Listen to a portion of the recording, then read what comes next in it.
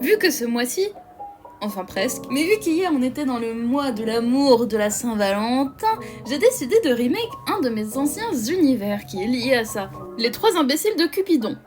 Un univers que j'avais créé vers les débuts de la chaîne, que j'aimais énormément, mais sur lequel j'avais fait uniquement 2 vidéos. Ça raconte l'histoire de Shiro, un mec qui était amoureux de sa meilleure amie, mais qui n'arrivait pas à pécho parce qu'il était beaucoup trop shy pour. Donc, il a besoin de l'aide des 3 fils de Cupidon pour pouvoir enfin déclarer sa flamme. C'était assez rigolo, mais ça fait des années que j'ai du bif avec le design d'un d'entre eux, du coup j'ai décidé de refaire tout le cast et de revamp l'histoire, du coup vous risquez de les avoir dans de futures vidéos. Pour le premier remake, je me suis dit que ce serait normal de commencer par le personnage principal, qu'est Shiro.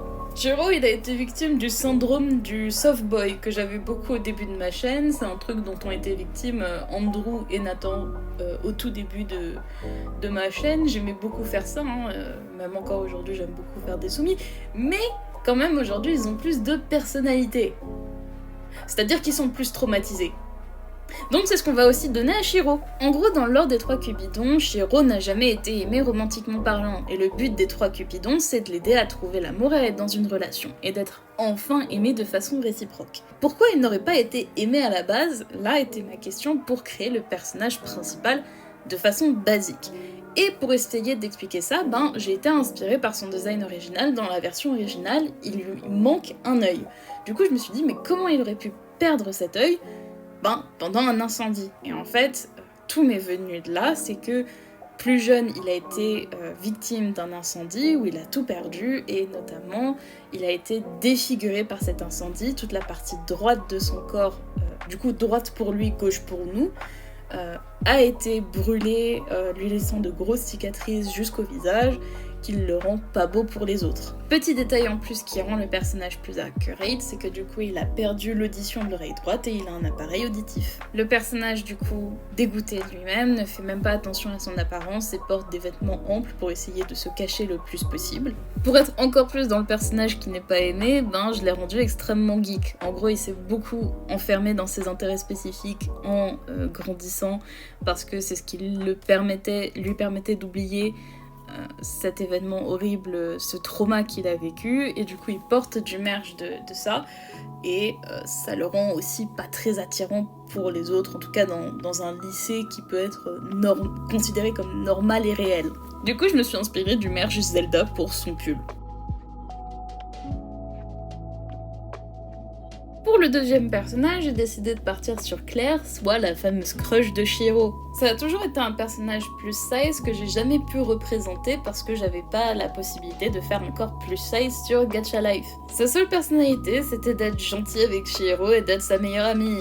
Donc on va essayer de lui donner une personnalité. Pour le personnage, cette fois-ci, j'ai décidé de partir dans un style plus alternatif. J'aime beaucoup faire ça en ce moment parce qu'il y a des grandes inspirations qui permettent de sortir de design humain assez banal. Et en plus, il y a énormément de différents styles alternatifs. Il n'y a pas que emo gothique. Justement, je partais sur ça de base pour ce personnage-là, mais il y a tellement de styles différents dans l'alternatif, et vu que j'ai déjà plein de personnages comme ça, j'ai décidé de partir dans une DA tout à fait différente. J'admets que j'ai pas le nom de ce style alternatif-là qu'elle a. Si vous l'avez, n'hésitez pas à me le dire en commentaire. Mais je me suis inspirée de ce style pour les vêtements, mais j'ai aussi surtout travaillé son maquillage. Moi-même, je me maquille jamais, donc j'ai pas du tout l'habitude de travailler le maquillage sur mes personnages, mais c'est un truc que j'essaye de régler ces derniers temps. Je me rends compte que je mets beaucoup de maquillage à mes personnages masculins, donc j'essaye de mettre un peu plus sur mes personnages féminins. Je pars donc sur ce style de maquillage alternatif. Enfin, ce sont tous des styles différents, mais ce sont mes inspirations. Et je pars sur ce style assez soft d'outfit. J'ai décidé qu'elle garderait un couvre-chef, mais je l'ai changé pour un bonnet un peu plus personnalisé, qui est propre à Gacha Life 2.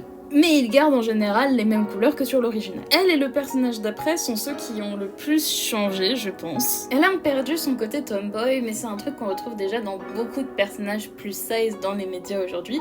Donc je voulais un personnage plus size féminin, qui était le love interest principal du protagoniste. Un truc qu'on n'a jamais, et je voulais vraiment le représenter avec elle.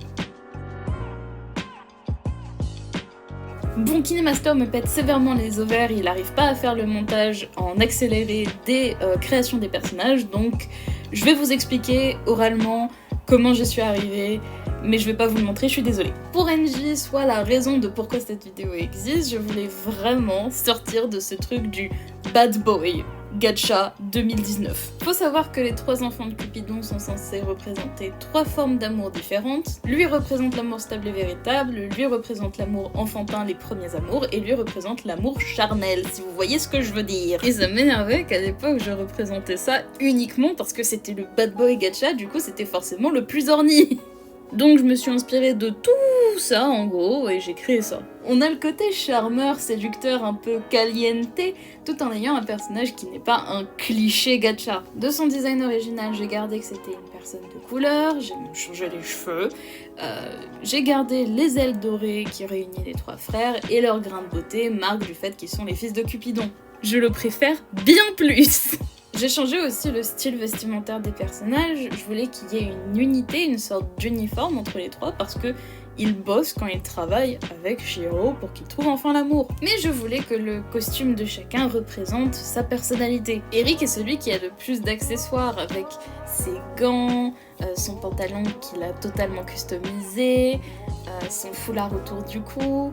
Il fait l'overboy en plus avec ses couleurs rouges. Eric a le rouge pour la sensualité, NJ a un rose violacé pour représenter la sagesse et l'amour stable. Il est celui qui a le moins customisé son uniforme parce qu'il est beaucoup dans le règlement et dans le respect de ce règlement, parce qu'il est sérieux, parce qu'il est l'amour sérieux. Finn, lui, a des couleurs beaucoup plus rose pastel parce que c'est des couleurs qui sont beaucoup plus attribuées à l'enfance. Et son costume est presque trop grand pour lui parce que c'est comme un enfant enfilant l'uniforme de son père. Il est aussi albinos parce que j'avais trop peur que représenter la luxure, un peu l'impur avec un personnage de couleur, mais pas avoir un personnage de couleur pour représenter le pur, l'innocence, etc. J'avais trop peur que ça passe pour raciste.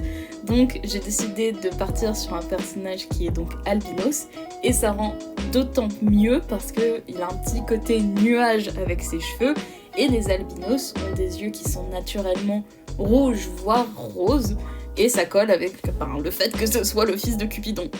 Excusez-moi encore pour les différents bugs que j'ai eu avec KineMaster qui rend cette vidéo pas très dynamique. J'espère quand même qu'elle vous a plu, que les redesigns et mes petits commentaires par rapport à cela vous a plu, même si ça fait plutôt vidéo vocale que véritablement découvrir mon processus de personnage, du coup je suis désolée. Mais j'espère que l'histoire vous plaît, que vous voudrez voir la partie 2 la semaine prochaine avec les nouveaux personnages et le nouveau lore. Mais pour rester jusque là dans l'ambiance Saint-Valentin, je vous propose de participer à mon Do It In Your Style lancé sur Instagram il y a 2 semaines.